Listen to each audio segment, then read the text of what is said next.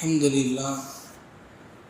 لله رب العالمين والعاقبة للمتقين والصلاة والسلام على سيدنا محمد وآله وصحبه أجمعين أما بعد فأعوذ بالله من الشيطان الرجيم بفضل بسم الله الرحمن الرحيم أأنتم أشد خلقا أم السماء بناها رفع سمكها فسواها وأغطش ليلها وأخرج ضحاها صدق الله العلي العظيم.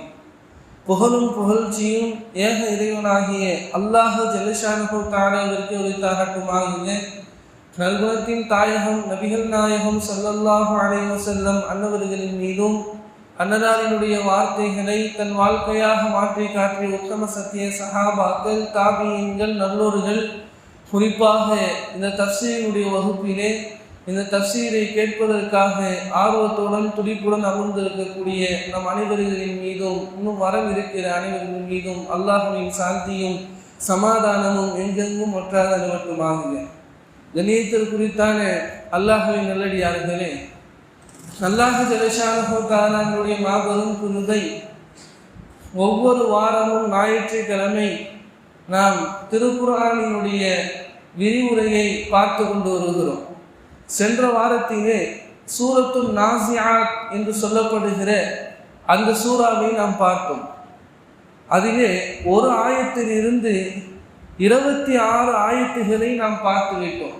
அதனுடைய சுருக்கம் என்னவென்று சொன்னால், அல்லாஹ் ஜல்லஷானஹு தஆலா 5 மலாயிகத்துமார்களை பற்றியும் அவர்களினுடைய பணியை அல்லாஹ் சொல்லி சத்தியம் செய்து அல்லாஹ் ஜல்லஷானஹு தஆலா இந்த சூறாவை ஆரம்பிக்கிறார். 5 மலக்குமார்களின் பணியின் மீது சத்தியமாக, கண்டிப்பாக, நிச்சயமாக தீர்ப்பு நாள், கியாமத்து நாள் என்பது வந்தே தீரும் என்று அல்லாஹ் ஜல்லஷானஹு தஆலா சொல்லுகிறார். அதற்கு பிறகு முதல் சூர் ஊதப்படக்கூடிய அந்த நிகழ்வை பற்றி, இந்த உலகம் முழுக்க அழிக்கப்பட்டு இரண்டாவது சூர் ஊதப்படும், இரண்டாவது சூர் ஊதப்படக்கூடிய அந்த சந்தர்ப்பத்திலே இந்த உலகம் முழுக்க அழிந்து இங்கு வஃபாத்தான எல்லாரும் அங்க என்ன செஞ்சிருவாங்க, மஹ்ஷருடைய மைதானத்திலே எல்லாம் நிற்பார்கள். மஹ்ஷருடைய மைதானத்திலே மனிதர்கள் நிற்கக்கூடிய அந்த அமைப்பை பற்றி அல்லாஹு தஆலா 2 விஷயத்தை குறிப்பிடுகிறான். ஒரு விஷயம் என்ன அப்படின்னு சொன்னா, உள்ளங்கள் நடுநடுங்கி கொண்டிருக்கும். அந்த சந்தர்ப்பத்திலே மஹ்ஷருடைய மைதானத்திலே கபரிலிருந்து எழுந்து மஹ்ஷருடைய மைதானத்துக்கு நாம் வந்த சமயத்திலே உள்ளெல்லாம் நடுநடுங்கி கொண்டிருக்கும். நமக்கு அடுத்து என்ன நடக்கும், அடுத்து என்னவாகும் என்ற அந்த சிந்தனை மட்டும்தான் இருக்குமா மனிதனுக்கு. 2வதாக அல்லாஹு தஆலா சொல்கிறான், பார்வைகள் கீழ் நோக்கி இருக்கும் என்பதாக சொல்றான்.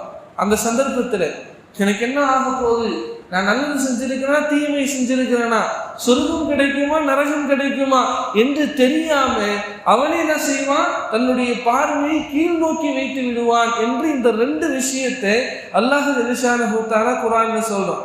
அதுக்கு பிறகு காஃபிர்கள் சொல்லக்கூடிய ஒரு கேள்வி, பெருமானார் ஸல்லல்லாஹு அலைஹி வஸல்லம் இடத்துல ஒரு கேள்வி கேட்கிறாங்க. என்ன அப்படின்னு சொன்னா, நாங்கள் கபரிலே மண்ணோடு மண்ணாக மக்கி போனதுக்கு பிறகுமா எங்களை எழுப்பப்படும் என்ற அந்த கேள்வி கேட்கப்படுது நபி ஸல்லல்லாஹு அலைஹி வஸல்லம் இடத்துல.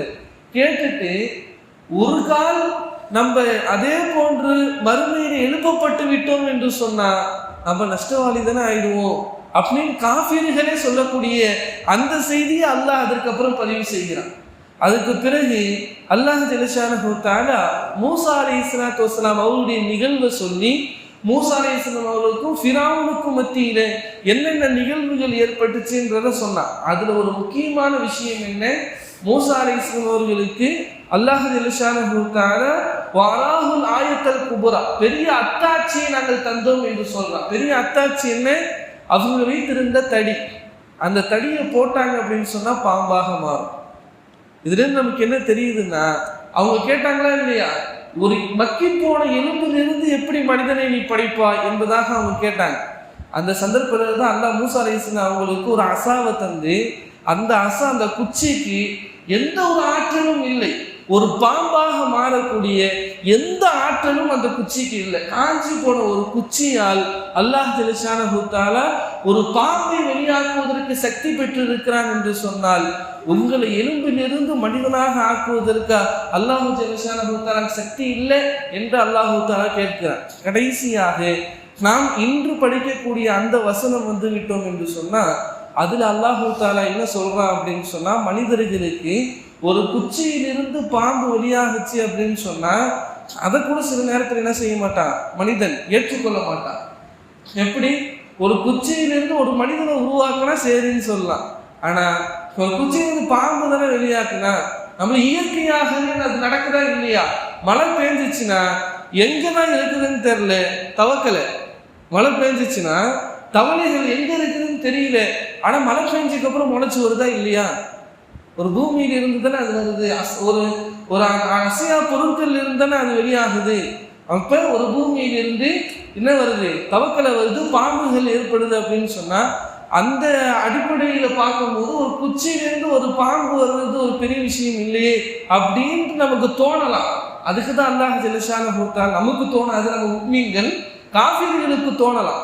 அப்ப அதுக்கு பதில் சொல்லும் வண்ணமாகத்தான் அல்லாஹ் ஜல்லஷானஹு தஆலா இந்த வசனங்களை ஆரம்பிக்கிறான். என்ன, அன்தும் அஷத்து ஹலகன் அமிஸ் ஸமா பனாஹா, அன்தும் அஷத்து ஹலகன், படைப்பில் நீங்கள் கடினமானவர்களா அல்லது வானம் கடினமானதா? படைப்பிலே நீங்கள் பலமான கடினமான படைப்பா அல்லது வானம் பலமான கடினமான படைப்பா என்று அல்லாஹ் கேட்டுட்டு, இப்படிப்பட்ட வானத்தையே நான் படைச்சேன், எப்படி ஒரு சின்ன ஒரு மனிதனை படைப்பதற்கா எனக்கு ஆற்றல் இல்லை என்று அல்லாஹ் ஜல்லஷானஹு தஆலா கேட்கிறான் இந்த வசனத்துல. நீங்கள் பெரிய படைப்பா அல்லது வானம் பெரிய படைப்பா? பனாக, அதையே நான் தான் படைத்தேன் என்று அல்லாஹ் தஆலா திருக்குர்ஆனிலே சொல்லுகிறார். கண்ணியமானவர்களை நம்ம யோசித்து பார்க்கணும். ஒரு வானத்தை படைத்த அந்த ரப்புல் ஆலமீன் அந்த வானத்திலே ஒரு முகட்டை எப்படி எந்த அளவுக்கு உயர்த்தி இருக்கிறான். நம்ம ஒரு வீடு கட்டணும் அப்படின்னு சொன்னா 4 சதுர வைக்கிற அளவுக்கு நமக்கு பிரச்சனை கிடையாது, ஆனா முகட்டுக்காகத்தான் அதிகமாக செலவாகும். அந்த முகட்டு செலவு செய்யறதுக்கு ஒரு பள்ளிவாசல்ல டூம் கட்டுறதுக்கு எவ்வளவு செலவாகுது.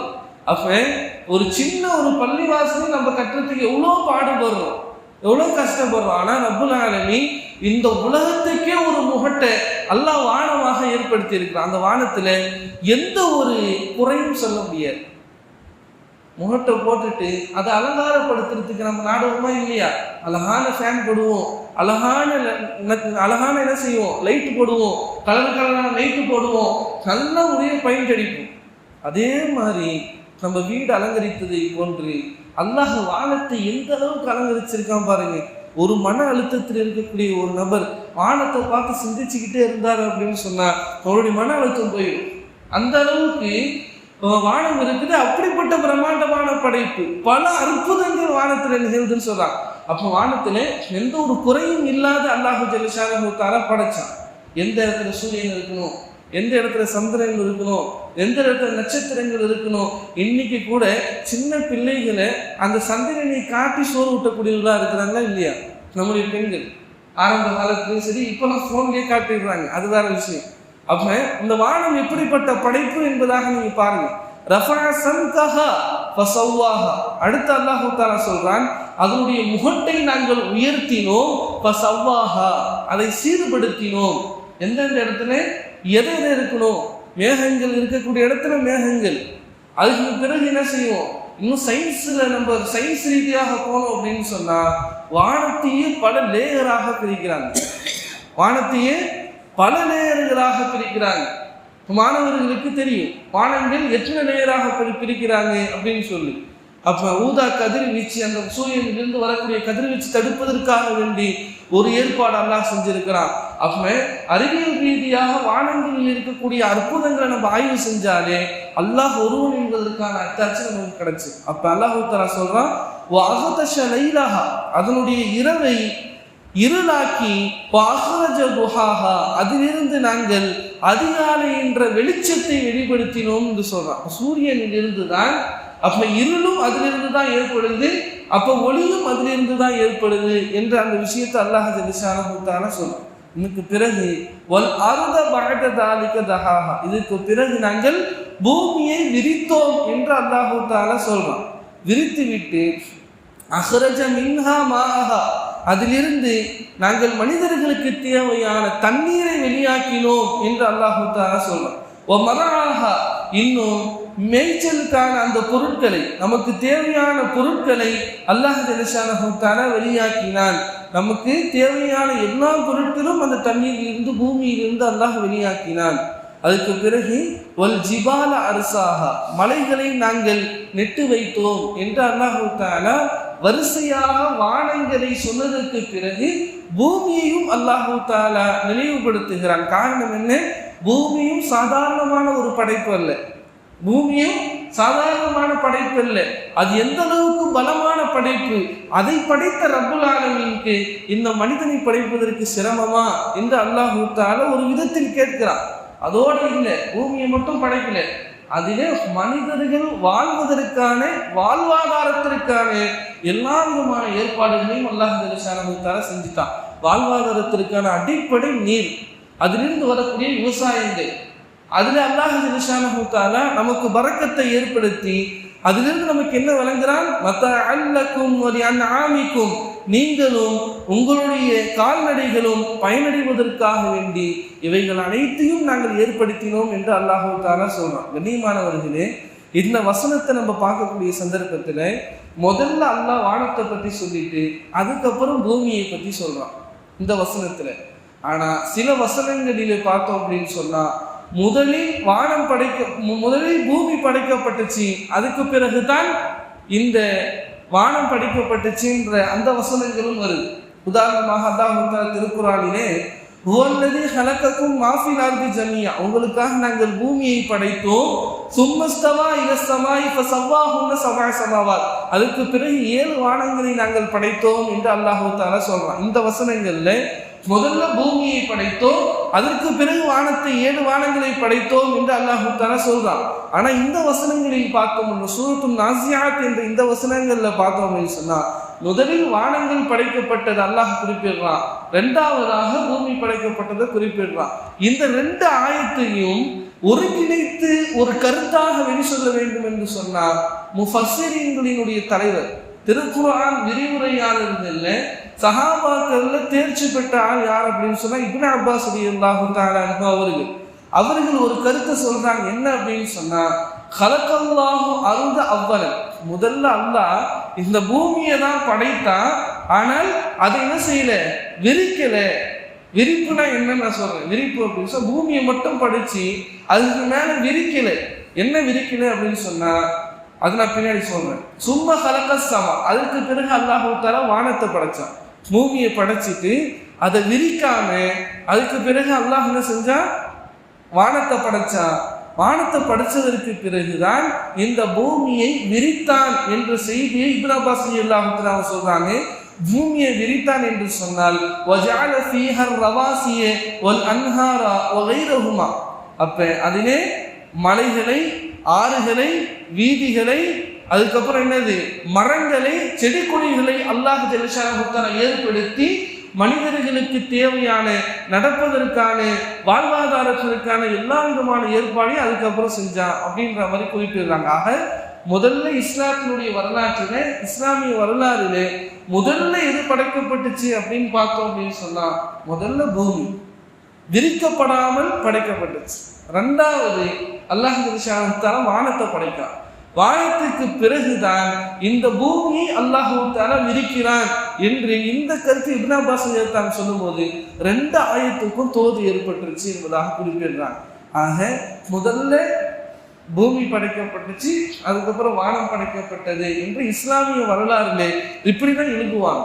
அதுக்கு பிறகு அல்லாஹ் தஆலா சொல்றான், இப்படி வானம் பூமியினுடைய படைப்பை பத்தி சொல்லி, இதுதான் பெரிய படைப்பு, இதே நாங்கள் படைச்சிட்டோம், உங்களை படைக்க முடியாதா என்று அல்லாஹ் தஆலா கேட்டதற்கு பிறகு கேட்கக்கூடியவர்களுடைய உள்ளத்தில் யோசித்து பார்த்தோம் அப்படின்னு சொன்னா, நிச்சயமாக கண்டிப்பாக ஒரு இறைவன் இருந்தான்னு சொன்னா, வானம் பூமி படைக்கப்பட்டதுக்கு எவ்வளவு பெரிய படைப்பு, இப்ப என்ன படைக்க மாட்டானா என்ற சிந்தனை வந்ததற்கு பிறகு, கியாமத்து நிச்சயமாக இருக்குதுன்ற உள்ளத்துல வந்ததற்கு பிறகு அல்லாஹ் தஆலா சொல்றான், فإذا جاءت الطامة الكبرى மிகப்பெரிய فإذا جاءت الطامة الكبرى மிகப்பெரிய பேராபத்து வந்தால், பேராபத்து தாமத்துல் குபுரா அப்படின்னு சொன்னா இது கியாமத்து நாளினுடைய ஒரு பேர். எப்படி காரியா அப்படின்னு வந்துச்சு, நம்ம சூரத்துல் ஃபாத்திஹால படிக்கும் போது யௌமித்தீன் என்று படித்தோம். அப்ப யௌமித்தீன் அப்படின்னு சொன்னா தீர்ப்பினுடைய நாள் அப்படின்னா கியாம நாள். தாமா அப்படின்னு சொன்னா அதுவும் என்னது, கியாமத்து நாளினுடைய. அப்ப பேர் ஆபத்து ஏற்படுத்தக்கூடிய அந்த நாள் வந்து விட்டது என்று சொன்னால், சூர் ஊதப்பட்டதற்கு பிறகு எல்லாம் எழுந்து நிற்பாங்க. அதை பற்றி அல்லாஹ் தஆலா சொல்றான், யௌம யததக்கருல் இன்சானு மா ஸஆ. கபரில் இருந்து மஹ்ஷருடைய மைதானத்தில் எழுந்து வந்ததற்கு பிறகு யௌம யததக்கருல் இன்சான், மனிதன் அந்த நேரத்தில் நினைச்சு பார்ப்பான், மா ஸஆ, அவன் என்னென்னலாம் இந்த உலகத்தில் வறுமைக்காக வேண்டிய முயற்சி செய்தான் என்பதை எல்லாத்தையும் பார்ப்பான். இந்த உலகத்தில் செஞ்ச நல்ல அமல்கள், இந்த உலகத்தில் செஞ்ச தீய அமல்கள், எதெல்லாம் நம்ம செஞ்சோமோ எல்லாத்தையும் மஹ்ஷர் மைதானத்தில் எழுந்து நின்றக்கப்புறம் நம்மளுடைய சிந்தனைகள்ல அப்படியே படம் ஓட்டுவதை போன்று என்ன செய்வோம், அல்லாஹ் அந்த சிந்தனைகளை கொண்டு வந்துட்டு போவோம். ஒரு சந்தர்ப்பத்தில் நம்ம செஞ்ச நல்லது தீமை எல்லாத்தையும் நினைச்சு பார்ப்போம்.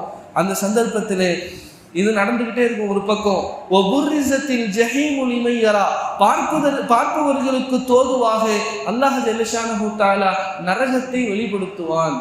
நரகம் என்னங்க, நரகம் இங்கே இல்லை, இப்போதைக்கு அது எங்க இருக்கு, அது 7 வானத்துக்கு மேல இருக்கு. அப்ப அந்த இது என்ன செய்யப்படும், இங்க கொண்டு வரப்படும், இந்த பூமியினுடைய நெருக்கத்திற்கு கொண்டு வரப்படும் தீர்ப்பு நாள் அன்னைக்கு. இப்போ உர்ரிஸத்தில் ஜஹீமுல் லிமன் யரா, பார்ப்பவர்களுக்கு தோதுவாக அந்த நரகம் வெளிப்படுத்தப்படும் என்று சொன்னதற்கு பிறகு மனிதர்களை 2 பிரிவாக அல்லாஹ் பிரிக்கிறான். 2 பிரிவாக. ஒரு பிரிவு யாரு, சொர்க்கத்திற்கு உரித்தானவர்கள்.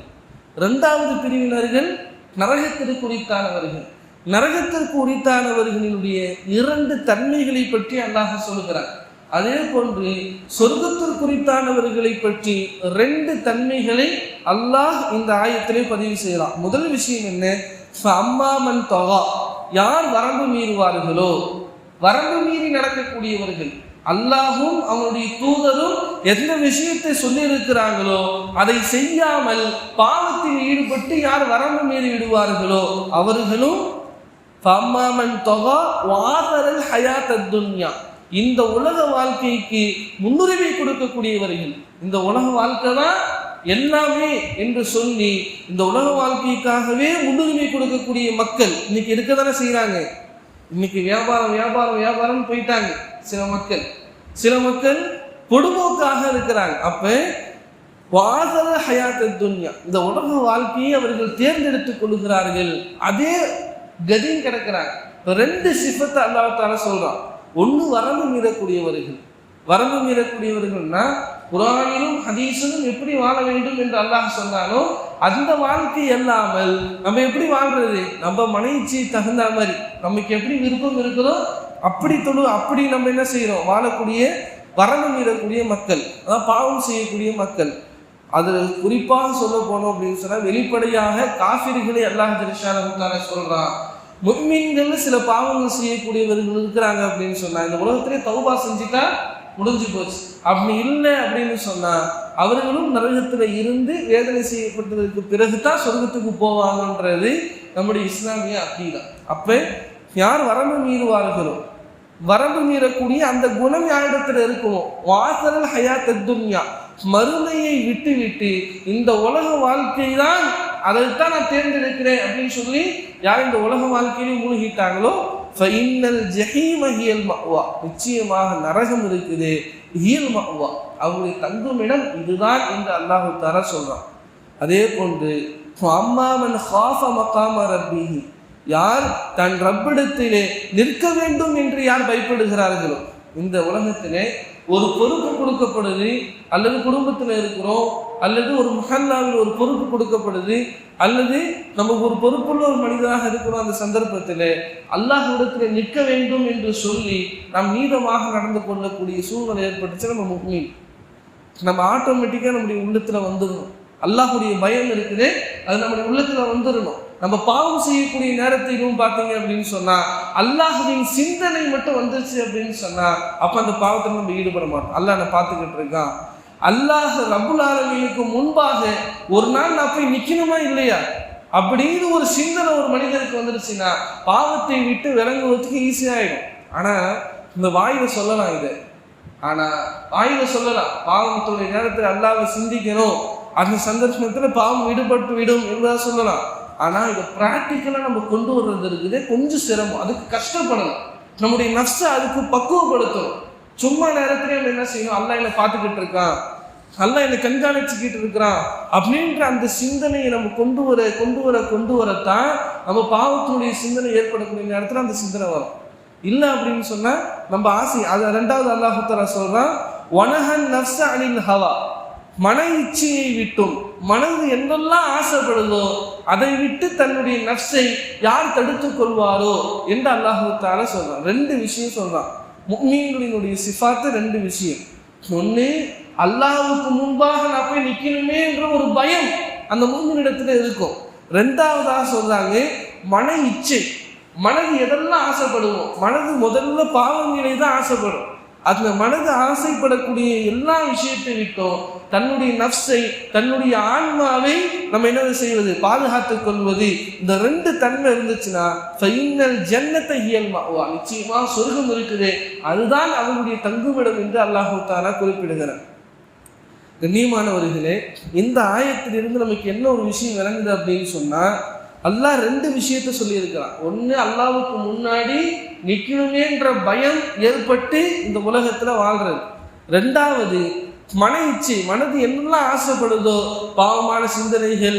அப்ப இப்ப நம்ம தூங்கிட்டே இருப்போம், தொழுவு நேரம் வரும், தொழுவு போனான்னு நமக்கு தோணும், இருந்தாலும் படு கொஞ்ச நேரம், கிளைமேட் எப்படி அருமையா இருக்கு பார், அல்ஹம்துலில்லாஹ் நல்லா ஜில்லுன்னு கூலிங்கா இருக்கு, கொஞ்ச நேரம் படுத்தோம் அப்படின்னு சொன்னா ஏஞ்சிடலாம், தொழுகைக்கு ஏஞ்சிடலாம் ஷைத்தான் சொல்லுவான். ஆனா நல்லா விசிறி விட்டுக்கிட்டே இருப்பான், எந்த அளவுக்கு சூரியனே விடிஞ்சிடும், அதுக்கப்புறம் தொழுகைக்கு எந்திரிப்பான்னு எழுப்புவான் ஷைத்தான். ஏஞ்சி பார்த்தா நேரம் ஆகிடும். அப்ப இப்படிப்பட்ட சூழ்நிலையில இருக்கும்போது எதுவும் நம்ம நினைச்சு பார்க்கணும், நம்முடைய ஹவா, நம்ம மனசு என்னெல்லாம் ஆசைப்படுதோ பாவமான காரியங்களுக்கு அதிகமாக ஆசைப்படும் நம்முடைய நஃப்ஸ். அப்ப அதை யார் கண்ட்ரோல் பண்ணுவாங்களோ அப்ப நஃப்ஸை கண்ட்ரோல் பண்ணுவது. ரெண்டாவது, அல்லாஹ்வுக்கு முன்னாடி நிற்கணுமேன்ற பயம். இந்த ரெண்டத்தையும் உலமாக்கள் ஒன்று சேர்க்கிறாங்க. ஒரு தன்மை இருந்தால்தான் இன்னொரு தன்மை ஏற்படும் சொல்றாங்க. முதல் என்ன அப்படின்னா, அல்லாஹ்வுக்கு முன்னாடி நான் ஒரு நாள் போய் நிற்கணும் என்ற அந்த பயம் யாருக்கு ஏற்படுதோ அவர்கள்தான் தன் மன இச்சையை விட்டும் பாதுகாக்கப்படுவார்கள். இப்போ மன இச்சையை விட்டு நம்முடைய நஃப்ஸை பாதுகாக்கணும் அப்படின்னு சொன்னா அல்லாஹ்வின் பயம் இருக்குது, அது கண்டிப்பாக அவசியம் என்று உலமாக்கள் குறிப்பிடலாம். இப்போ அல்லாஹ்வுடைய பயம் இல்லாமல் பாவங்களை விட்டு தவிர்த்து கொள்ள முடியாது. அல்லாஹ்வுடைய பயம் இல்லாமல் தம்முடைய மன இச்சையை விட்டும் நம்முடைய நஃப்ஸை தடுக்க முடியாது என்று உலமாக்கள் குறிப்பிடுறாங்க. நீமானவர்களே, இந்த ஆயத்தை பார்த்தோம் அப்படின்னு சொன்னா சஹாபாக்கள் இந்த ஆயத்து ரீதியாக அமல் செஞ்சாங்க. இந்த உலக வாழ்க்கையை பார்த்தாங்கன்னா அப்படின்னு சொன்னா அப்படியே விட்டாங்க. இந்த உலக வாழ்க்கையை விட்டுட்டு ரப்புல் ஆலமீனுக்கு முன்னாடி நான் நிற்கணுமேன்னு சொல்லிட்டு எந்த அளவுக்கு அவங்க இபாதத்துகளிலும் முஜாஹிதா பல தியாகங்கள் செஞ்சாங்க அப்படின்னு சொன்னா, ஒரே ஒரு சஹாபியை பத்தி சொன்னோம் அப்படின்னு சொன்னா சஹாபாக்களினுடைய நிலை விளங்கு. முஸஅப் இப்னு உமைர் ரலியல்லாஹு தஆலா என்று ஒரு சஹாபி, அவங்க எந்த அளவு பணக்கார சஹாபி அப்படின்னு சொன்னா அவங்களுடைய தாயாரை பற்றி தஃப்சீர்ல குறிப்பிடுறாங்க. ஹுனாஸ் பின்த் மாலிக் என்று அவங்களுடைய தாயார், ஹுனாஸ் பின்த் மாலிக், அவங்கள பற்றி சொல்லப்படுது. முஸஅப் இப்னு உமைர் ரலியல்லாஹு தஆலா அவங்களுக்காக வேண்டி எப்படிப்பட்ட ஆடை அணிவிப்பாங்க அப்படின்னு சொன்னா மக்காவிலேயே அது போன்று மெல்லிய அழகான ஆடையே கிடையாது. அந்த அளவுக்கு காஸ்ட்லியான ஆடை யாருக்கு, முஸஅப் இப்னு உமைர் ரலியல்லாஹு தஆலா அவர்களுக்கு அணிவிக்கப்படும். அதோட அப்படி இல்லை, அதோட இல்லை, அவங்க வரலாற்று எழுதுறாங்க, அவங்க ஒரு அத்தர் போட்டாங்க அப்படின்னு சொன்னா அந்த அத்தரை போட்டுட்டு கொஞ்சம் தூரம் நடந்து போயிருப்பாங்க. ஆனா அவர்கள் நடந்த அந்த பாதை முழுக்க அத்தனுடைய அந்த நறுமணம் வீசுவான். அந்த அளவுக்கு காஸ்ட்லியான அத்தர். அப்ப எந்த அளவுக்கு பணக்காரங்கன்னு தெரியுதா? அப்ப அந்த பணத்தை எல்லாம் அனுபவிச்ச அந்த முஸஅப் இப்னு உமைர் ரலியல்லாஹு தஆலா அவங்க எந்த அளவுக்கு ஈமான் அவருடைய உள்ளத்துல வந்துச்சு, ஈமான் உள்ளத்தில் வந்ததனுடைய விளைவு என்ன ஆச்சு அப்படின்னு சொன்னா, எல்லாத்தையும் தியாகம் செய்யறதுக்கு அவங்க ரெடி ஆயிட்டாங்க. எல்லாத்தையும் தியாகம் செய்யறதுக்கு எந்த அளவு சொல்ல போனா, தாருல் அர்கம் என்ற அந்த இடத்திலிருந்து தான் ஆரம்பமாக முஸ்லிம்கள் மறைமுகமாக இஸ்லாத்திற்கான அழைப்பு பணியை செய்கிறாங்க. அப்ப அந்த இடத்திலேயே ஈமான் யாருக்கு வந்துருச்சு?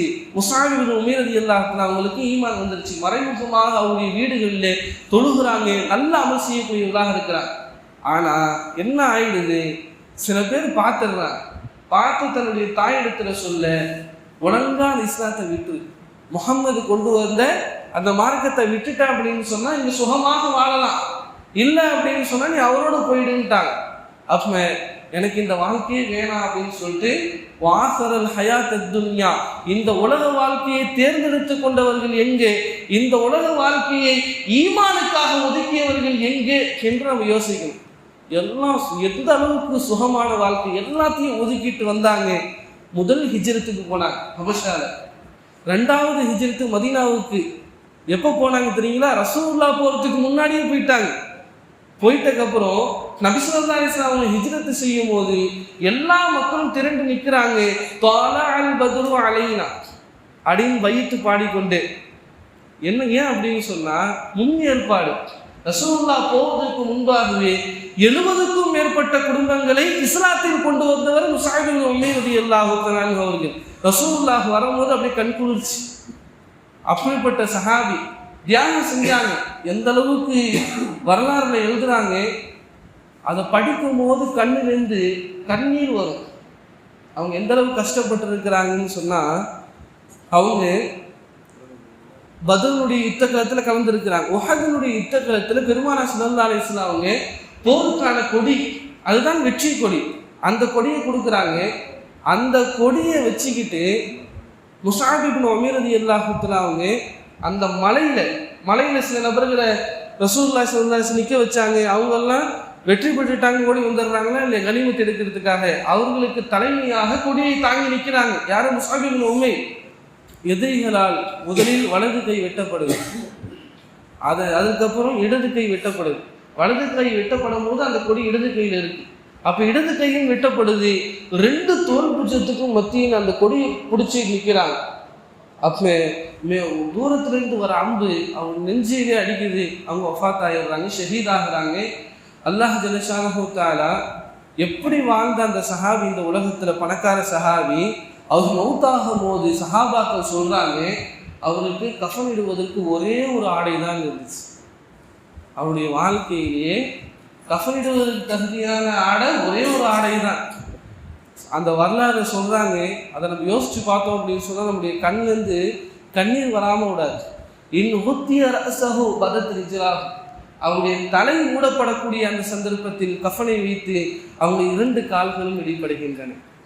அதே போன்று ஊத்திய ரிஜ்லாஹு, அவங்க 2 காலும் மறைக்கப்படுது, அவங்களுடைய தலை வெளிப்பட்டு விடுது. அப்ப அவங்க தலையை மூடுறாங்க, கால் தெரியுது, கால் மூடுறாங்க, தலை தெரியுது. அப்படிப்பட்ட கஃனுடைய ஆடைக்கு சொந்தக்காரர்களாக இருந்தாங்க. வஃபாத் ஆகக்கூடிய சந்தர்ப்பத்தில் இந்த உலக ஆசையை முழுமையாக விட்டுட்டு என் ரப்புல் ஆலமீனுக்கு முன்பாக நான் நிற்கணுமே, அந்த பயத்தை கொண்டு தன்னுடைய நஃப்ஸை கட்டுப்படுத்தினாங்க, கண்ட்ரோல் பண்ணாங்க சஹாபாக்கள். அந்த நிலைமை நமக்கு வந்துருச்சு அப்படின்னு சொன்னா, ஃபைனல் ஜன்னத ஹியல் மஅவா, சொர்க்கம் தான் நம்முடைய தங்கும் இடம். அதுக்கப்புறம் ரசூலுல்லாஹ் சொன்னாங்கன்னா, அது தலையை மூடிடுங்க, கால் பகுதியில் ஏதாவது புல்லை போட்டு மூடிட்டு நம்ம கஃன் செஞ்சுட்டு நம்ம தொழுகிறோம் அப்படின்னு சொன்னாங்க. கண்ணியமானவர்கள் நினைச்சு பாருங்க, எப்படி வாழ்ந்த சஹாபி. கண்ணியமான உடை, மக்காவில் அது போன்ற உடை உடுத்தக்கூடிய நபர்கள் இல்லை. அதே போன்று அவருடைய அத்தருடைய வாடை, அத்தருடைய ஸ்மெல் இருக்கு. அந்த அது அவர் கொஞ்சம் தூரம் போயிட்டாங்கன்னா அந்த பாதை ஃபுல்லாக அந்த ஸ்மெல் வரும். அந்த அளவுக்கான சுகமான வாழ்க்கை. எல்லாத்தையும் மார்க்கத்துக்காக தியாகம் செஞ்சார். வாசரல் ஹயாத் துன்யா, இந்த உலக வாழ்க்கைக்காக வேண்டி அவர் எதையும் தேடலை. அல்லாஹ்வுக்கு முன்பாக நிற்க வேண்டும். அம்மாமன் காஃப மகாம ரப்பிஹி, தன் ரப்புக்கு முன்பு நிற்க வேண்டும். வனஹன் நஃப்ஸ அனில் ஹவா, தன்னுடைய மன இச்சையை விட்டும் தன்னுடைய நஃப்ஸை தடுத்து கொள்ள வேண்டும் என்பதற்காக போராடினாங்க. இதே நிலைத்தான் எல்லா சஹாபாக்களுடைய பயமும் என்ன இருந்துச்சு, அல்லாஹ்க்கு முன்னாடி நான் ஒரு நாள் போய் நிற்கணுமே. அதனாலதான் ஹஜ்ஜத்துல் விதாவில் ரசூலுல்லாஹி ஸல்லல்லாஹு அலைஹி வஸல்லம் சொன்னாங்க, பல்லிகு அன்னி வலவ் ஆயா, இடத்துல ஒரு ஆயத்தாக இருந்தாலும் எத்தி வைங்கன்னு சொல்லும் போது எந்த திசைகளிலெல்லாம் அவருடைய வாகனங்கள் குதிரைகள் இருந்ததோ அது திசையை நோக்கி போயிட்டாங்க. அவங்க குடும்பங்கள்லாம் இருக்கு, அதெல்லாம் விட்டுட்டு இஸ்லாத்தை பரப்பணுன்றதுக்காக போயிட்டாங்க. கண்ணியமானவர்களே, இந்த ஆயத்திலிருந்து நம்மளுக்கு நஃப்ஸை கட்டுப்படுத்தக்கூடிய விஷயங்கள் என்னென்ன அப்படின்னு சொல்லிட்டு மாரிஃபுல் குர்ஆன் எழுதக்கூடிய சந்தர்ப்பத்தில் அதனுடைய அந்தஸ்துகளை போடுறாங்க. முதல் அந்தஸ்து என்ன அப்படின்னு சொன்னா, அக்காயித பாத்திலான கொள்கைகளை விட்டும் நம்முடைய நஃப்ஸை கட்டுப்படுத்திக் கொள்வது. அப்படின்னா குர்ஆன் ஹதீஸுக்கு மாற்றமாக முன்னோர்கள் உலமாக்களில் முன்னோர்கள் செஞ்ச ஃபத்வாவுக்கு மாற்றமாக நம்ம எந்த அமலையும் செய்யாமல் இருப்பது. நம்முடைய நஃப்ஸு அதெல்லாம் செய்ய சொல்லணும், அப்போ அதை செய்யாமல் இருப்பது, அதை கட்டுப்படுத்துறது என்பதாக முதல் விஷயம் சொல்றாங்க. ரெண்டாவது விஷயம் அப்படின்னு சொன்னா, முத்தவஸ்ஸித்தான தரஜா, நடுநிலையான தரஜா, நம்முடைய நஃப்ஸை கண்ட்ரோல் பண்றதுக்கு நடுநிலையான அந்தஸ்து என்ன அப்படின்னு சொன்னா, அப்ப சொல்றாங்க பாவங்கள் நடக்கக்கூடிய அந்த சந்தர்ப்பத்தில் அல்லாஹுடைய சிந்தனை வந்துச்சு அப்படின்னு சொன்னா அப்ப அந்த பாவங்கள் விடுபட்டு விடும் அப்படின்ற மாதிரி சொல்றாங்க. அப்ப அல்லாஹ்வுக்கு முன்னாடி நான் ஒரு நாள் நிக்கணுமே, பாவம் ஏற்படக்கூடிய சந்தர்ப்பத்தில் நம்முடைய நஃப்ஸு பாவத்தை தூண்டக்கூடிய நஃப்ஸே அம்மாரான்னு ஒன்று இருக்கு, பாவங்களை தூண்டக்கூடிய ஆத்மான்னு ஒன்று இருக்கு, நஃப்ஸே முத்துமையின்னான்னு இருக்கு, அமைதி பெற்ற ஆத்மான்னு ஒன்று இருக்கு. ரெண்டாவது நஃப்ஸே லவ்வாமா, ஒரு பாவம் செஞ்சுட்டா அப்படின்னு சொன்னா ஏன்பா அப்படி செஞ்ச அப்படின்னு நம்மளை பார்த்து நம்ம கேட்கணும் பாருங்க. ஏன் கேட்கிறோம்? அது நஃப்ஸே லவ்வாமா, அந்த நஃப்ஸே லவ்வாமா தான் கேட்குது. ஆனா நம்முடைய உள்ளத்துல இருக்கக்கூடிய நஃப்ஸே என்னது, அம்மாரா, பாவத்தை தூண்டக்கூடிய நஃப்ஸ் இருக்கு. அந்த சந்தர்ப்பத்துல அந்த நஃப்ஸு எது கேட்குதோ பாவமான செயல், அதை விட்டு நம்ம ஜெயிக்கணும் அப்படின்னு சொன்னா அல்லாஹ்வின் பயம் ரொம்ப அவசியம் என்பதாக குறிப்பிடுறாங்க. இதோடு சேர்த்து இன்னொரு விஷயத்தை குறிப்பிடுறாங்க. ஹராமான விஷயத்தை நான் செய்யறதுக்கு தான் அல்லாஹ்வை பயப்படணும் அப்படின்னு நம்ம நினைக்க கூடாதான். முஸ்தபிஹத்தான ஒரு விஷயம் இருக்கு. முஸ்தபிஹாத்னா குழப்பம் நிறைந்த ஒரு விஷயம். என்னன்னா அது மார்க்கத்துல ஹலாலாகவும் இருக்கும் ஹராமாகவும் இருக்கும். அப்ப அப்படியான விஷயத்தை விட்டு நம்ம தவிர்த்து இருக்கணும் அப்படின்னு சொல்றாங்க. அப்ப ஹதீஸ்ல வந்து இன்னல் ஹலால பையினும், ஹலால் தெளிவாக்கப்பட்டு விட்டது, வைன்னல் ஹராம பையினும், ஹராமும் தெளிவாக்கப்பட்டுருச்சு. ஆனா அதுக்கு மத்தியில் சில விஷயங்கள் இருக்கு, முஸ்தபிஹத்தான விஷயம். ரெண்டுமே செய்யலாம். இப்போ உட்கார்ந்து தொழுகக்கூடிய ஒரு நம்ம நோய் ஏற்பட்டுருச்சு, உட்கார்ந்து தொழுகலாமா என்னது நின்று தொழுகலாமான்னு ஒரு சந்தேகம். அப்ப உட்கார்ந்துக்கும் தொழுக முடியும், நின்றும் தொழுக முடியும் அப்படின்னு சொன்னா அந்த நேரத்தில் நம்ம சரியாக முடிவு எடுக்கணும். நம்ம ரொம்ப உடல்நிலை சரியில்லை அப்படின்னு சொன்னா தான் உட்கார்ந்து தொழணும். ரொம்ப நிற்கிறதுக்கே சக்தி இல்லை அப்படின்னு சொன்னா, சும்மா ஏதாவது ஒரு காரணத்தை சொல்லி உட்கார்ந்து தொழணும் அப்படின்னு சொன்னா அப்போ தொழுகையில ஒரு குறை ஏற்பட்டு விடும். அப்ப அந்த முஸ்தபிஹத்தான விஷயத்துக்கு நம்ம பயப்படணும்னு சொல்றாங்க நம்ம. அதே போன்று ஒரு விஷயம் செய்யறாங்க, அது ஹராம் இல்லை, ஆனா மார்க்கத்துல மக்ரூஹ் என்ற ஒரு நிலையில இருக்கு. ஆனா அந்த செஞ்சோம் அப்படின்னு சொன்னா அது ஹராம்ல கொண்டு போய் விட்டுரும் அப்படின்னு சொன்னா அந்த விஷயத்தை செய்யக்கூடாதுன்றாங்க. அது ஹராம்ல கொண்டு போய் விட்டுரும், அல்லாஹ்வுடைய பயம் இல்லாமல் ஏற்பட்டு விடும்னு சொல்றாங்க. ரெண்டாவது, நம்மளாம் நினைச்சிட்டு இருக்கோம் பாவத்தினுடைய விஷயத்துல அல்லாஹ்வுடைய சிந்தனை ஏற்படும் நேரத்துல நம்ம பாவம் நீங்கிடும், இது ஈஸியாக நம்முடைய நஃப்ஸை கண்ட்ரோல் பண்ணலாம். பாவத்தோட நேரத்துல நமக்கு ஞாபகம் வந்துடும், நம்ம தப்பு செய்யணும், அல்லாஹ்வுக்கு முன்னாடி நம்ம நிற்கணும் அப்படின்ற ஒரு பயம் வந்துடும். ஆனா உலமாக்கள் எழுதுறாங்க, ஒரு மனிதன் நன்மை செய்யக்கூடிய அந்த சந்தர்ப்பத்தில், இபாதத்து செய்யக்கூடிய நேரத்தில், அமாலே சாலிஹா நல்ல அமல் செய்யக்கூடிய சந்தர்ப்பத்திலும் கூட ஷைத்தான் என்ன செய்வான், கெடுக்குவான். நஃப்ஸு சில விஷயங்கள் ஆசைப்படும். அல்லாஹ்வுக்கு தக்பீர் கட்டிக்கிட்டே இருக்கு, தொழுதுட்டு இருக்கு. அப்போதான் என்ன செய்யறாரு, நம்முடைய பள்ளியினுடைய பொறுப்புதாரி வராரு. அப்ப நான் என்ன செய்யறேன், எப்பவுமே என்ன செய்யும், ஒரு 2 நிமிஷம் 3 நிமிஷம் சுனத் தொழுவோம் அப்படின்னு சொன்னா அது பொறுப்புதாரி வந்துட்டாருன்னு சொல்லிட்டு நம்ம என்ன செய்யறது, ஒரு 5 நிமிஷம் 10 நிமிஷம் தொழுவது. அப்ப அவர் பார்த்துருப்பா எவ்வளவு பெரிய சூஃபியா இருப்பார் இந்த அஜரத், சுப்ஹானல்லாஹ் அப்படின்னு சொல்லணும்ட்டு அந்த நிய்யத்து வந்துருச்சு அப்படின்னு சொன்ன செய்யறது நல்ல அமல் தான். ஆனால் அந்த நஃப்ஸு அந்த நேரத்தில் உஜ்பு ஏற்படுத்திடும், தற்பெருமை ஏற்படுத்திடும் அப்படின்னு சொன்னா நல்லா பயன் பேசுறாருங்க சுப்ஹானல்லாஹ் அப்படின்னு சொல்லலாம். ஆனா பிறர் நல்லா பயான் பேசணும்னு சொல்றதுக்காக ஒரு பேசுறாரு அப்படின்னு சொன்னா அந்த பயான்ல எந்த ஒரு அசராத்துமே இருக்காது. அந்த பயான்ல அல்லாஹ் எந்த ஒரு பிரதிபலிப்பும் வைக்க மாட்டான். அந்த நேரத்தில் இஹ்லாஸ் தேவைப்படுது. அந்த இஹ்லாஸ் தான் ஷைத்தான் கெடுப்பான். ஷைத்தான் அந்த இஹ்லாஸ் எடுத்துருவான். அவன் தற்பெருமை உண்டாக்கிடுவான், பெருமை உண்டாக்கிடுவான். ஆனால் தொழுகையாளி, அவெல்லாம் தொழுக மாட்டான் அப்படின்ற ஒரு தற்பெருமை வந்துருச்சு அப்படின்னு சொல்லிட்டான். ஷைத்தான் இந்த ரீதியாக கெடுப்பான். ஆனால் இதை நம்ம என்ன செய்ய முடியாது, விளங்க முடியாது. இதுக்கு நம்ம ஒரு காமிலான ஷேக், ஒரு காமிலான இறைநேசரிடத்துல இருந்து நம்ம கற்றுக்கிட்டாதான் உண்டு. அப்போ நம்ம பேசுகிறோம், நம்மளுடைய பேச்சு என்னங்க, நம்முடைய பேச்சு எனக்கு சொந்தம் அல்ல, அல்லாஹத்தான் என்னை பேச வைக்கிறான் என்று அந்த சிந்தனை வரணுமா. அப்போ நல்ல அமல் செய்யணும், செல்வத்தை தான தர்மம் செய்யணும். நான் யாரு, கொடையாளி அப்படின்னு சொல்றதுக்காக வேண்டி ஒரு மனிதன் செஞ்சான் அப்படின்னு சொன்னா, அந்த ஹதீஸ் அவன் படிச்ச தாலீம்ல அல்லாஹ் என்ன செய்ய, நீ பொய் சொல்றப்பா, நீ கொடையாளி கிடையாது, கொடையாளி இந்த உலகத்திலே சொல்லப்பட்டுருச்சு, எனக்காக நீ அமல் செஞ்சு அங்கே கேட்பான் பாருங்க, அங்கே மாட்டிக்கும். அப்போ நல்ல அமல் செய்யும் போது இஹ்லாஸை விட்டு விலகணும் அப்படின்னு சொன்னா அந்த அமலை செய்யாமல் இருக்கிறது பிரயோஜனம் என்பதாக சொன்னாங்க. ஒரு நிகழ்வு எழுதுறாங்க, யாக்கூப் கர்கி ரஹ்மத்துல்லாஹி அலைஹி அவங்க மிகப்பெரிய பெரியார். அவங்க ஆரம்பத்தில் தச்சர் வேலை செஞ்சுட்டு இருந்தாங்க. அவங்க என்ன செய்கிறாங்க அப்படின்னு சொன்னால், தன்னுடைய நஃப்ஸை கண்ட்ரோல் பண்ணுறதுக்காக, நஃப்ஸில் சில நேரத்தில் சோர்வு ஏற்படும், நல்லா தொழுகிட்டே இருப்பார், சில நேரத்தில் சோர்வு ஏற்படும், நல்லா தான் இருப்பார், சில நேரத்தில் பாவங்கள் ஏற்படக்கூடிய சூழல் வாய்ப்பு ஏற்பட்டுவிடும்.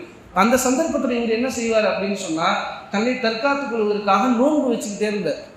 நோன்பு வச்சக்கூடிய சூழ்நிலையில் ஒரு பெரியார் வந்தாங்க, இமாம் பஹாவுத்தீன் நக்ஷபந்தி என்று சொல்லப்படக்கூடிய நக்ஷபந்தி தரிகாவுடைய பெரியார் வராங்க. இது மாரிஃபுல் குர்ஆன்ல இந்த சம்பவம் எழுதப்பட்டது. இமாம் ஷஃபியா சாப் அவங்க எழுதுறாங்க. அப்போ அவங்க வரக்கூடிய அந்த சந்தர்ப்பத்தில் விருந்தாளிகளுக்கெல்லாம் உணவு ஏற்பாடு செய்யப்படும். அந்த சந்தர்ப்பத்தில் இந்த யாக்கூப் கர்கி அவங்களையும் கூப்பிட்டு, தம்பி சாப்பிடுப்பா அப்படின்னா, நான் நோன்பு வச்சிருக்கிறேன். இப்படி நோன்பு வைக்கிறத விட சாப்பிட்றது தான் என்னது உனக்கு நல்லது. அப்போ தற்பெருமையோடு நான் நோன்பு வச்சிருக்கிறேன்ற ஒரு கர்வத்தோடு ஒரு பெருமை அவருடைய நஷ்டத்துல வந்துருச்சு. அது யார் தெரிஞ்சுக்கிட்டா, அந்த பெரியார் தெரிஞ்சுக்கிட்டாங்க. தன்னுடைய நடவடிக்கை வச்சு சில பெரியார்கள் என்ன செஞ்சுருவாங்க, நம்முடைய உள்ளத்துல இஹ்லாஸ் இருக்குதா இல்லையான்னு தெரிஞ்சுக்குவாங்க. நீ இஹ்லாஸ் இல்லாமல் நீ நோன்பு வைக்கிறத விட நீ சாப்பிட்டு போயிடலான்னு சொன்னாங்க. அப்ப நஃபிலான நோன்புகள் அதுல பெருமை ஏற்படுச்சு, இது ஏற்படுச்சு அப்படின்னு சொன்னா அதை விட்டுட்டு, ஆனா அதை கலா செய்யும்.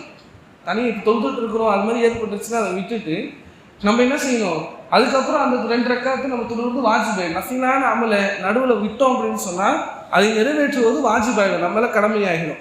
அந்த சந்தர்ப்பத்தில் இவங்க நீங்கள் சாப்பிட்றதே சிறந்ததுன்னு சொல்லும்போது அப்போ தான் நான் யோசித்து பார்த்தேன், என் உள்ளத்தில் தற்பெருமை ஏற்பட்டு இருந்துச்சு. அப்போ அதனால நான் என்ன செஞ்சுக்கிட்டேன், சாப்பிட்டுட்டேன் அப்படின்றாங்க. அப்போ நான் ஒரு கேள்வி கேட்டேன், பஹாவுத்தீன் நக்ஷபந்தி அவங்க இடத்துல ஒரு காமிலான ஷேக், ஒரு பரிபூர்ணமான ஷேக் எங்களிடத்துல இல்லை, ஷேக் இறைநேசர் எங்களிடத்துல இல்லை அப்படின்னு சொன்னால் நாங்கள் என்ன செய்கிறது அப்படின்னு சொல்லும் போது அவங்களுக்கு ஒரு விஷயத்தை கற்றுத்தராங்க. என்ன அப்படின்னு சொன்னால், ஒவ்வொரு தொழுகைக்கு பிறகும் இஸ்திக்ஃபார் 20 தடவை ஓதுங்க, அதிகமான இஸ்திக்ஃபார் ஓதுங்க, நஃப்ஸை கண்ட்ரோல் பண்ணுறதுக்கான சக்தி அதுன்னு கிடைக்கும்னு சொல்கிறாங்க. அப்போ அதிகமாக நம்ம இஸ்திக்ஃபார் ஓதணும். அப்போ அதுக்கு ஒரு அமலை சொல்லித்தராங்க, ஒவ்வொரு வக்திலும் 20 தடவை, ஒரு தொழுகைக்கு பிறகு 20 தடவை நம்ம இஸ்திக்ஃபார் ஓதணும் அப்படின்னா 20 தடவை ஓதணும் அப்படின்னு சொன்னால் ஒரு நாளைக்கு 5 வக்து, 5 வக்தில் 20 தடவை ஓதுனா 100 தடவை. ரசூலுல்லாஹி அலைஹி வஸல்லம் சொன்னாங்க, ஒரு நாளைக்கு நானே 70 தடவை அல்லது நான் 100 தடவை இஸ்திக்ஃபார் ஓதுறேன் அப்படின்ற மாதிரி ஹதீஸை சொல்லியிருக்கிறாங்க. அப்போ இதை நம்ம செய்யணும் அப்படின்ற ஒரு அமலை கற்றுத் தந்தாங்க. அப்போ பாவங்களை விட்டு தவிர்த்து கொள்வதற்கு எப்படி இறையச்சம் தேவையோ அதே மாதிரி நல்ல அமல் செய்யறதுக்கு தொழுகையில் அல்லாஹ் அக்பர் நிற்கிறோம் அப்படின்னு சொன்னால், அல்லாஹ்வுக்கு முன்னாடி நான் நிற்கிறேன் அப்படின்னு சொன்னாதான் அதில் ஓர்மை கிடைக்கும். அல்ல நம்ம ஏதோ வந்தோம், சும்மா தண்ணியை கொண்டு முகம் கை கால் கழுவணும், பள்ளிக்கு தொழுதோம் அப்படின்னு நம்ம போயிட்டோம் அப்படின்னு சொன்னால் அதில் எந்த அசராத்தும் இருக்காது. அல்லாஹ் அக்பர் தக்பீர் கட்டதுக்கப்புறம் என்ன அல்லாஹ் இடத்துல ஒப்படைச்சிட்டேன் என்று சொல்லி நம்ம சூரத்துல் ஃபாத்திஹா ஓதுறோம், தஸ்பீஹாத்துகள் ஓதுறோம், அது எல்லாத்தையும் அல்லாஹ் என்னை கேட்டுக்கொண்டு இருக்கிறான். இந்த நிலைமை ஆரம்ப நிலைமை. அதுக்கப்புறம் நம்ம அல்லாஹ்வை பார்த்து தொழக்கூடிய அந்த நிலைமை வரும். அது இறைநேசர்களுக்கான அந்த விஷயம். 2 சொல்றாங்க, இஹ்சான். ரசூலுல்லாஹி ஸல்லல்லாஹு அலைஹி வஸல்லம் சொல்றாங்க, இஹ்சான் மல் இஹ்சான் என்று ஜிப்ரீல் அலைஹிஸ்ஸலாம் அவங்க கேட்குறாங்க. அப்போ ரசூலுல்லாஹி சொல்றாங்க, இன் தஅபுதுல்லாஹ கஅன்னக தராஹு, இன் தஅபுதுல்லாஹ கஅன்னக தராஹு ஃபைன்னம் தகுன் தராஹு ஃபைன்னஹு யராக. நீ அவனை பார்த்து கொண்ட நிலைமையில் நீ வணங்குவது, நீ அல்லாஹ்வை பார்த்து கொண்டிருக்கிறாய் என்று சொல்லி உன்னுடைய வாழ்க்கையை அமைச்சு கொள்றது. ரெண்டாவது, இந்த நிலைமை நமக்கு வரல அப்படின்னு சொன்னா அல்லாஹ் நம்மை பார்த்து கொண்டிருக்கிறான் என்ற அந்த நிலைமையோடு நம்முடைய வாழ்க்கையை அமைச்சு கொள்றது, நம்முடைய இபாதத்துகளை அமைச்சு கொண்டோம் அப்படின்னு சொன்னா அது இலகுவாக ஆயிடும் அப்படின்ற மாதிரி சொன்னார். இப்போ மூணாவது நிலை என்ன அப்படின்னு சொன்னா, நஃப்ஸை கண்ட்ரோல் பண்றதுக்கு சாதாரணமான விஷயம் இல்லை. எப்படி இப்போ டாக்டருக்குன்னு சில படிப்புகள், அந்த ரியாதாத் என்று சொல்லப்படக்கூடிய சில பயிற்சிகள் இருக்குதோ, அதுமாதிரி நஃப்ஸை கண்ட்ரோல் பண்ணுறதுக்காக வேண்டி நம்ம ஒரு இறைநேசர்கிட்ட போயிட்டோம் அப்படின்னு சொன்னால் அவங்க அது நிறைய திக்ருகள் தருவாங்க, அதுக்கப்புறம் நிறைய பயிற்சிகள் தருவாங்க. அந்த பயிற்சிகளில் வரலாறுல இறைநேசருடைய வரலாறு படிக்கும் போது இது மாதிரியான பயிற்சிகள் திக்ருகள் கொடுத்து நம்ம பார்த்துருப்போம். இப்படி அந்த திக்ரு செஞ்சு அல்லாஹ்வுடைய நெருக்கத்தை பெற்றுக்கொண்டாங்க அப்படின்னு சொன்னால் அவங்க விலாயத்திற்கு தகுதியான மக்களாகலாம். நம்ம எல்லாரும் இறைநேசராக ஆகலாம். சொன்னால் ஆச்சரியமா இருக்கா? ஆச்சரியம் இல்லை. அல்லாஹ்வுடைய பயம் நம்முடைய உள்ளத்துல எப்பயுமே இருக்குது அப்படின்னு சொன்னா நம்ம இறைநேசர்கள், நம்மிடத்திலிருந்து பாவம் ஏற்படாது. அப்படிப்பட்ட நல்லடியார்களை பற்றி தான் அல்லாஹ் தஆலா சொல்றான். ஷைத்தானை பார்த்து சொல்றான், இன் இபாதி லைஸ லக அலைஹிம் சுல்தான், என்னுடைய அடியார்களுடைய விஷயத்துல ஒன்னால் ஆக்கிரமிப்பு செய்ய முடியாது. என்னுடைய அடியார்களுடைய விஷயத்துல நீ எந்த சூழ்ச்சியும் செய்ய முடியாது, எல்லாம் முடியாயிடும்னு சொல்லி அல்லாஹ் இந்த இடத்துல இபாதி என்று குறிப்பிடுறாங்கல்ல. என்னுடைய அடியார்கள் அப்படின்னு சொன்னா இறைநேசர்கள் என்பது பொருள். அப்ப இறைநேசர்களோடு நம்ம இருக்கக்கூடிய அந்த சந்தர்ப்பத்தில் அல்லாஹ் ஜல்ஷான் நம்முடைய நஃப்ஸை கண்ட்ரோல் பண்ணுவதற்கான அந்த வாய்ப்பை ஏற்படுத்துவாங்க அப்படின்ற மாதிரி மாரிஃபுல் குர்ஆன்ல இந்த 3 விஷயங்களை பதிவு செஞ்சிருக்கிறாங்க. அதுக்கு பிறகு யஸ்அலூனக அனிஸ்ஸா, மறுமை சம்பந்தமாக காஃபிர்கள் கேட்குறாங்க. ஐயான முர்சாஹா, அந்த எப்போ வரும், கியாமத்து நாள் எப்போ வரும்? அவங்க கேட்கறது திருத்தறதுக்காக வேண்டி கேட்கல. அவங்க கியாமத்து நாள் வரும்னு சொல்றீங்களே, அது எப்போதான் வரும் அப்படின்னு கிண்டல் பண்ற மாதிரி கேட்குறாங்க. யார் இடத்துல? நபி ஸல்லல்லாஹு அலைஹி வஸல்லம் இடத்துல. அப்போ அல்லாஹ் தஆலா இடத்துல நிறைய நேரத்தில் ரசூலுல்லாஹ் எப்போ வரும்னு கேட்டிருக்காங்க. ஆனால் மறுமை நாளினுடைய இல்ம் அல்லாஹ்வை தவிர இந்த உலகத்தில் யாருக்கும் கொடுக்கப்படல. நபிக்கும் தெரியாது, அதோடு ஜிப்ரீல் அலைஹிஸ்ஸலாமுக்கு கூட தெரியாது கியாமத்து நாள் எப்போ வரும். அல்லாஹ் ஒருவனுக்கு மட்டும்தான் தெரியும்.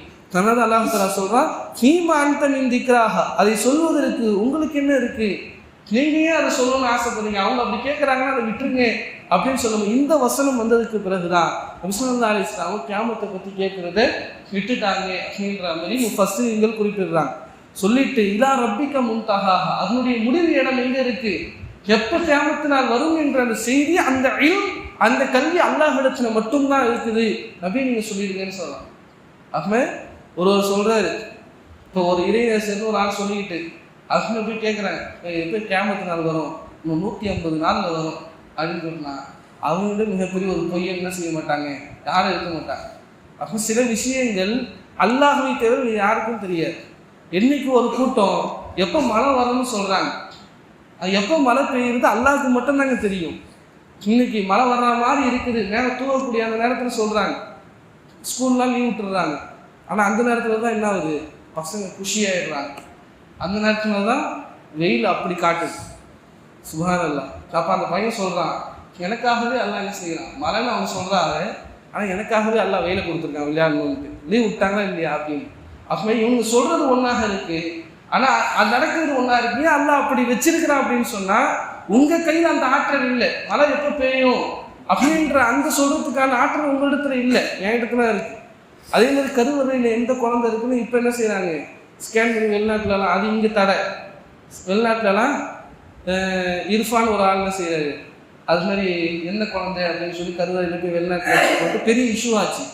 அப்போ அது மாதிரி சொல்கிறது என்ன குழந்தை, அது எப்போ கண்டுபிடிக்கலாம், அது சில நாட்களுக்கு பிறகு தான். ஆரம்ப நிலையிலே ஒரு 2 மாதம் 3 மாதத்துல கண்டுபிடிக்க முடியுமா, முடியாது. அப்போ அந்த இல்மு ஆனா பெண்ணா அப்படின்னு சொல்லிட்டு எப்போ நிர்ணயிக்கப்படுவாங்க, ரத்த கட்டியாக இருக்கும், சதக்கட்டியாக இருக்கும், ரத்த பிண்டமாக ஆனதுக்கு பிறகு அந்த 40 நாள் போயிட்டதுக்கு அப்புறம் தான் ஒரு மலக்கு வருவார். இவங்களுக்கு என்ன அஜல், என்ன தவணை, என்னென்ன விஷயம் அப்படின்னு எழுதப்பட்டு ஒரு ஆணா பெண்ணான்னு அங்கே தான் முடிவு செய்யப்படும். அதுக்கு முன்னாடி என்ன செய்ய முடியாது, முடிவு செய்ய முடியாது. அப்போ மழை பெய்கிறது, இப்போ 5 விஷயங்களை அல்லாஹ் குர்ஆன்ல சொல்கிறான். அப்போ அது சொன்னால் நம்ம நீண்டு போயிடும். அப்போ கியாமத் நாளுடைய விஷயம் அல்லாஹ்வை தவிர யாருக்கும் தெரியாதுன்னு சொல்லிட்டு இன்னமா அந்த முந்திரும் யக்ஷா, யார் அல்லாஹ்வை பயப்படுவார்களோ அவர்களுக்கு நீங்கள் அச்சமூட்டி எச்சரிக்கை செய்கிற நபர் தான் என்று அல்லாஹ் தஆலா குறிப்பிடுறான். இந்த ஆயத்தை நம்ம ஆழமா சிந்திச்சோம் அப்படின்னு சொன்னால் நபி ஸல்லல்லாஹு அலைஹி வஸல்லம் முந்திரி எச்சரிக்கை செய்யக்கூடிய நபர் என்பதாக குறிப்பிடுறார். யாருக்கு எச்சரிக்கை செய்யணும்? மை யக்ஷாஹா, அந்த மறுமை நாளை யார் பயப்படுறாங்களோ. அப்போ போற வரவங்களுக்குன்னா நம்ம போய் மறுமையை பற்றி சொன்னோம் அப்படின்னு சொன்னால் சிரிப்பாங்க.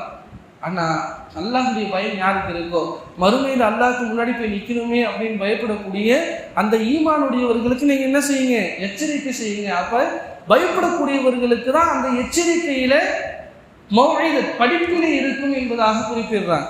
அதுக்கு அன்னஹும் யௌம யரவுனஹா லம் யல்பசு இல்லா அஷியத்தன் அவ் துஹாஹா, மறுமையில் எழுப்பப்பட்டதற்கு பிறகு இந்த உலக வாழ்க்கையை யோசித்து பார்ப்பானா, யோசித்து பார்க்கக்கூடிய சந்தர்ப்பத்தில் ஒரு நாள் பகல் ஒரு நாள் இரவு இந்த உலகத்தில் வாழ்ந்தா மாதிரி தெரியும். அல்லாஹ் தஆலா சொல்கிறான். நம்மளே பார்த்தோம்னா இப்போ ஒரு 30 வயசு வரையும் ஒரு மனிதர் வாழ்ந்துட்டாருன்னு கண்ணை மூடிட்டு தன் 30 நாளினுடைய நினைவை கொண்டு வந்து ஒரு வயசுலேருந்து நமக்கு என்னது 30 வயசுக்குள்ளே யோசித்து பார்த்தோம் அப்படின்னு சொன்னால் சில வினாடிகளிலே முடிஞ்சு போயிடும். அப்போ நூஹ் அலைஹிஸ்ஸலாம் இடத்துல கேட்கப்பட்டுச்சான், நீங்கள் 950 ஆண்டு தாவத்தை செஞ்சீங்க, 1000 ஆண்டு வாழ்ந்தீங்க, இந்த உலக வாழ்க்கை உங்களுக்கு எப்படி இருக்குன்னு கியாமத் நாள்ல கேட்கப்படும் நேரத்தில் அவங்க ஒரு பதிவு சொல்கிறாங்க. குத்துபத்தில் துல்ஃபிகாரில் இது பதிவு செய்யப்பட்டிருக்கு. அவங்க என்ன செய்கிறாங்க அப்படின்னு சொன்னால், ஒரு வீட்டுக்கு 2 வாசல், ஒரு வாசலிலிருந்து உள்ள நுழைஞ்சி மறு வாசலில் வெளிவந்தால் எந்த நிலைமை இருக்குமோ அதே போன்று தான் இந்த உலக வாழ்க்கையை நான் உணர்றேன் அப்படின்னு சொன்னாங்க. 100 ஆண்டு 1000 ஆண்டு 950 ஆண்டு வாழ்ந்த அவங்களுக்கே அப்படி இருக்குன்னா 70க்கும் 60க்கும் மத்தியில் வாழக்கூடிய நம்மளுக்கு எப்படி இருக்கும் என்பதை நம்ம நினச்சி பார்க்கணும். அப்போ மஹ்ஷருடைய மைதானத்திலிருந்து நம்ம இந்த உலகத்தை நினச்சி பார்க்கக்கூடிய நேரத்தில் சொற்ப அற்பமாக இருக்கும். இதுக்காக வேண்டிதான் அல்லாஹ்வுடைய கட்டளைக்கு மாறு செய்கிறோம். அல்லாஹ்வுடைய கட்டளைக்காக வேண்டி மாறு செய்யணும். தொழுகை அப்படின்னு முக்கியமாக சொல்கிறோம் அப்படின்னு சொன்னால் நம்ம தொழுகை ஆகணும், அதுக்கு மாறு செய்யக்கூடாது. அப்போ மாறு செஞ்சு இந்த உலக வாழ்க்கை தான் முக்கியம் அப்படின்னு சொல்லி போயிட்டோம் அப்படின்னு சொன்னால் நம்ம நரகத்துக்குரியவராக ஆகிடுவோம். எப்போ அல்லாஹ்வுக்கு முன்னாடி நிற்கணுன்ற அந்த பயம் இருந்து தன்னுடைய நஃப்ஸை கண்ட்ரோல் பண்ணுவதற்கான முயற்சிகளை அவர் எடுக்கிறாரோ, நஃப்ஸை கண்ட்ரோல் பண்ணுறது சாதாரணமான விஷயம் இல்லை. நான் சொல்லலாம் அல்லாஹ்வுக்கு நான் பயப்படுறேன், அல்லாஹ்வுக்கு பயப்படுறேன்னு சொல்லலாம். ஆனால் சொல்லுவாங்க, உலமாக்கள் சொல்லுவாங்க, கால் நஹி ஹால் ஹோனான்னு சொல்லுவாங்க. சும்மா பேச்சு முக்கியம் இல்லை, அதில் நிலை வேணும். தக்குவா என்ற அந்த நிலை நம்ம இடத்துல வரணும். உள்ளத்தில் தக்குவா என்ற நிலை வேணும். பொறுமையாக இருங்கன்னு சொல்லுவாங்க. பொறுமை வாயில் வரக்கூடாது, அந்த ஹால் வேணும். அப்போ கால் நஹி ஹால் ஹோனான்னு சொல்லுவாங்க. இப்போ சொல் முக்கியம் இல்லை, இந்த நிலைமை வரணும்னு சொல்லுவாங்க. ஆக எதை கேட்டோமோ அதன்படி அமல் செய்யக்கூடிய பாக்கியத்தை அல்லாஹ் ஜல்ல ஷானஹு தஆலா தந்தல் புரிவானாக. அந்த சொர்க்கத்திற்குரிய அந்த தன்மைகளோடு அல்லாஹ் ஜல்ல ஷானஹு தஆலா நம்மை வாழ வைத்து அல்லாஹ்வின் பயத்தோடு தன்னுடைய நஃப்ஸை கண்ட்ரோல் செஞ்ச அந்த வகமாக அல்லாஹ் தஆலா நம்மை வாழ வைத்து நம்மை மரணிக்கக்கூடிய பாக்கியத்தை அல்லாஹ் தஆலா தந்தல் புரிவானாக. சொர்க்கத்திற்கு சொந்தக்காரர்களாக அல்லாஹ் தஆலா நம் அனைவரும் ஆக்கி அருள் புரிவானாக. ஆஃபிரு தஅவானா அல்ஹம்துலில்லாஹி ரப்பில் ஆலமீன்.